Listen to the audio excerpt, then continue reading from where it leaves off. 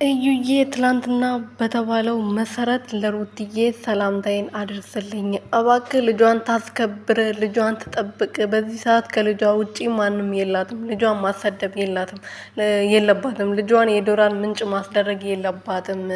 ንገራት እባክህ ወንድማችን ብሎ ላይቭ ላይ ነግሮት ነበር እና እሱም ደግሞ ነገ ጠዋት ስለማገኛት እነግራታለሁ፣ በትክክል አደርስላቸዋለሁ፣ የኔ ውድ እህቶች ክበሩልኝ በማለት መልሶ ነበር እና ባለው መሰረት እንግዲህ በዚህ አይነት መልኩ አምሮባቸው ፏፍሽ ብሎ ሩትዬ ከነ ፈገግታዋ ከነ ውበቷ ከነ በቃ ቦርሳዎቿ ደግሞ ሲያምሩ እኔ ቀናውባት። እናንተ ቅርታ አድርጉልኝና ከነ ቀሚሱ ነው የምትገዛው መሰለኝና በጣም ነው የሚያምረው። ጌታን በዚህ ሰሞን የምትለብሳቸው ልብሶች ቀሚሶቿ ይለያሉ ነው። በቃ ፈጣሪ ከክፉ ነገር ይጠብቅሽ፣ ከሰው አይን ይጠብቅሽ የኔ እናት። አለባበሷ ደግሞ ሲያምር በቃ ልብሷ ስነ ስርዓት ያለው ያልተገላለጠ በጣም እያማረባት ነው ከአብርሃም ከተለየች በኋላ። ለካ ይሄ ነበረ ልብሷን ራሱ እንዳትቀይር የያዛት ይሄ ጅብ የሆነ ሰውዬ ማለት ነው።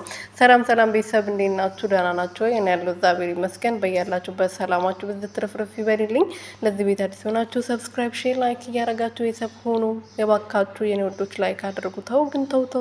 ተው ግን አላሳዝናችሁም? እንደዚህ እየለፋው ላይክ አድርጉ የምር ማለት ነው። ሰብስክራይብ አድርጉ፣ ላይክ አድርጉ። እናንተ ላይክ ስታደርጉ ነው ዩቱብ ሼር የሚያደርግልኝና እባካችሁ ለዩቱብ ካባኔ አድርሱልኝ፣ ላይክ አድርጉና እና ማለት ነው። እንግዲህ ሩቲና እዩዬ ተገናኝተዋል በአካል። ትላንትና ማታ እንገናኛለን ብሎ ተናግሮ ነበር ላይቭ ላይ ማለት ነው። ላይቭ ላይ ነበሩ፣ ፈታ እያሉ ነበር፣ በጣም ብዙ ነገር እየመለሱ ነበር። የሩትዬ እህቶችም ገብቶ ሀሳባቸውን እየሰጡ ነበር፣ እሱም ሀሳባቸውን እየተቀበለ ነበረ እና ተናግሮ ነበር እንገናኛለን በማለት። ዛሬ ደግሞ እንደዚህ ፏፍሽ ብሎ እሱ ሰርግ አለበት መሰለኝ። በጣም ነው የሚያምርበት ሱፍ በነገራችን ላይ ሩትዬም ከነቀምሷ በጣም አምሮባት ተገናኝቷል ማለት ነው። ሩትዬም ደግሞ ልጄን ከዚህ በኋላ ጠብቃለሁ፣ ማንም በልጄ እንድነግድ አልፈቅድም ብላ መልእክት አስተላልፋለች። ዛሬ አዲስ ነገር አለ፣ ዛሬ ማታ ጠብቁን፣ በሚገርም ነገር እንመጣለን። ከዚህ በኋላ ከነዛ ወፈፌዎቹ ጋር አልገናኝም፣ በቃ የራሴን ህይወት እኖራለሁ ብላለች ሩትዬ። የኔ እናት፣ የኔ ጀግና